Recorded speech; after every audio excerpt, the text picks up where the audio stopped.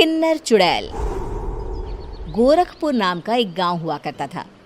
उस गांव में ज्यादा लोग नहीं रहते थे। उस गांव में एक गर्भवती विधवा औरत रहती थी।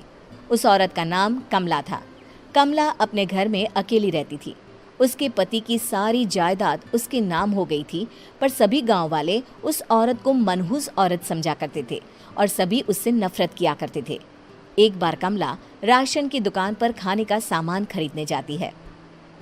भैया जी, जरा 1 किलो दाल चावल देना। अरे हाय हाय हाय हाय हाय हाय! अरे मनहूस औरत, मेरी दुकान में अपशुगन करवाने आ गई क्या? हैं? चल जा यहाँ से, मैं कुछ नहीं देने वाला हूँ तुझे। भाग भाग यहाँ से, चल जा, निकल। भैया जी, ऐसा मत कहिए, मैं गर्भवती हूँ, मुझे खाने की बहुत ज़रूरत है, मुझे खाना दे दीजिए। दुकानदार कमला को वहाँ से धक्के मारकर भगा देता है। तभी कमला रोते रोते उस गांव के किन्नरों के इलाके में आ जाती है।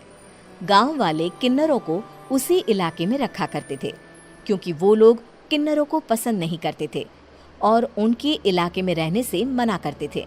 तो किन्नरों ने उसी गांव में अपना एक इलाका बना लिया था। जब किन्नर लोग देखते हैं कि एक गर्भवती महिला रोते रोते उनके इलाके में आ गई है, तो सारे किन्नर कमला के पास जाकर उसका हाल पूछने लगते हैं।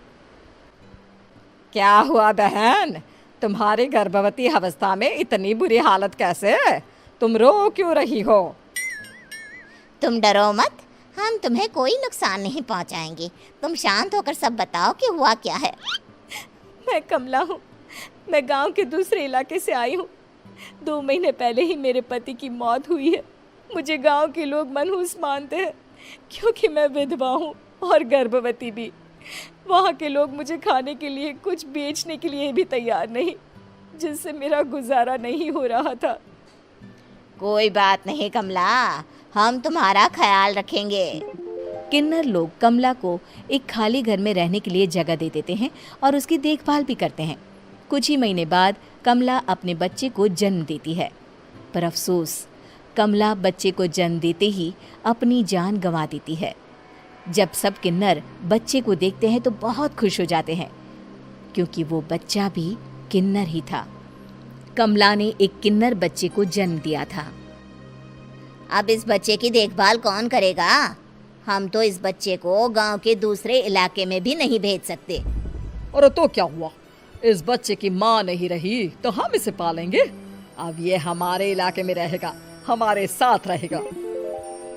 फिर वो किन्नर उस किन्नर बच्चे को गोद ले लेते हैं, उसका नामकरण कराते हैं। उस किन्नर बच्चे का नाम शक्ति रखा जाता है। देखते ही देखते शक्ति बड़ी होने लगती है। उसके रंग रूप बहुत सुंदर थे। वो बहुत सुंदर किन्नर दिखती है। एक दिन शक्ति एक किन्नर से पूछती है, माँ जी सुनिए ना, ये गांव के दूसरे इलाके में भी तो लोग रहते हैं, तो हम वहाँ क्यों नहीं जाते? हम उनसे अलग क्यों रहते हैं? शक्ति, क्योंकि वो लोग हमारे जैसे नहीं, वो लोग हमें पसंद नहीं करते, इसीलिए हम उनसे अलग रहते हैं। क्यों? वो हमें क्यों पसंद नहीं करते? मुझे एक बार उस इलाके में जाना है, मैं एक बार वहाँ जाकर घूम कर आऊँ। शक्ति, खबरदार, जो तू उस इलाके में कभी भी गई तो अपनी जान नहीं गंवाना चाहती तो उस इलाके में कभी कदम भी नहीं रखेगी, समझी? इतना कहकर वो किन्नर वहाँ से चली जाती है। शक्ति उस किन्नर की बात सुनकर बहुत रोती है। माँ जी, ऐसा कैसे कह सकती हैं? उन्होंने इतनी सी बात के लिए मुझे इतना डांटा। अब तो मैं उस इलाके में ज़रूर जाऊंगी। फिर एक दिन शक्ति गांव के दूसरे इलाके में चुपके से जाती है। ये लोग तो हमारे जैसे ही इंसान हैं, तो ये हमसे नफरत क्यों करते हैं? जब शक्ति उस इलाके में पहुंचती है तो गांव के सारे आदमी उसके रूप से मोहित हो जाते हैं। वो लोग ये अंदाज़ा नहीं लगा पाते कि वो किन्नर है। शक्ति की सुंदरता देखकर सारे गांव वाले उसकी तारीफ करने लगते हैं। तभी गांव का चक्कर लगाने गांव के जमींदार का बेटा हर्ष वहां पहुंचता है। हर्ष भी दिखने में बहुत सुंदर होता है। जब हर्ष ने शक्ति को देखा तो वो भी उससे मोहित हो गया, और जब शक्ति की नज़र हर्ष पर पड़ी तो वो हर्ष को देखकर मोहित हो गई। आपको पहले कभी इस गांव में देखा नहीं। इस गांव में आप नए हैं क्या? जी नहीं, वो मैं बस। तभी शक्ति बोलते बोलते रुक जाती है और मन में सोचने लगती है, अगर मैंने इनको बता दिया कि मैं दूसरे इलाके से आई हूँ तो वो समझ जाएंगे कि मैं किन्नर हूँ, इसलिए मुझे इनसे झूठ ही बोलना पड़ेगा। शक्ति हर्ष को कहती है, जी हाँ, मैं इस गांव में नई आई हूँ, यहाँ अकेली रहती हूँ। वैसे आप कौन है? आप भी इसी गांव में रहते हैं? जी हाँ, मैं इस गांव के जमींदार का बेटा हूँ। आपको किसी भी चीज की जरूरत पड़े तो आप मुझे बता देना, मुझे अच्छा लगेगा। ऐसे ही शक्ति और हर्ष एक दूसरे से रोज मिलने लगते। वो दोनों अपने प्यार का इजहार करने एक दूसरे से मिलने जाते हैं। तभी शक्ति का पीछा करते करते एक किन्नर वहां आ जाती है। शक्ति, शक्ति, मैं तुमसे बहुत प्यार करता हूँ। मैं तुमसे शादी करना चाहता हूँ। क्या तुम मुझसे शादी करोगी? हाँ हर्ष, मैं तुमसे शादी करूँगी, पर मैं तुमको अपने बारे में एक सच्चाई बताना चाहती हूँ जो मैंने तुमसे छुपा कर रखी है। तभी उनके बीच में ही वो किन्नर आ जाती है। शक्ति, तेरी हिम्मत कैसे हुई ऐसा करने की? वो किन्नर शक्ति को खींचकर गांव के जमींदार के पास ले जाती है। हर्ष भी वहां शक्ति को बचाने के लिए पहुंच जाता है। जमींदार शक्ति और हर्ष के प्यार के बारे में सुनकर गुस्से में आ जाता है और शक्ति को गांव के बाहर निकालने की सजा देता है। शक्ति ये बात सहन नहीं कर पाती और कुएं में कूदकर अपनी जान दे देती है।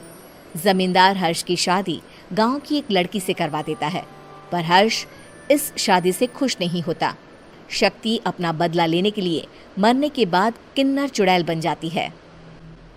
अब मैं इन गाँव वालों को नहीं छोड़ूंगी, अब इनसे मैं अपने प्यार का बदला लूंगी। किन्नर चुड़ैल गांव वालों को परेशान करना शुरू कर देती है। एक बार वो रात को गांव के खेतों में पहुंच जाती है और वहां आग लगा देती है। सारी फसल जल के राख हो जाती है। जब एक आदमी रात को उठकर देखता है कि खेत में आग लग गई है तो वो वहां पहुंच जाता है।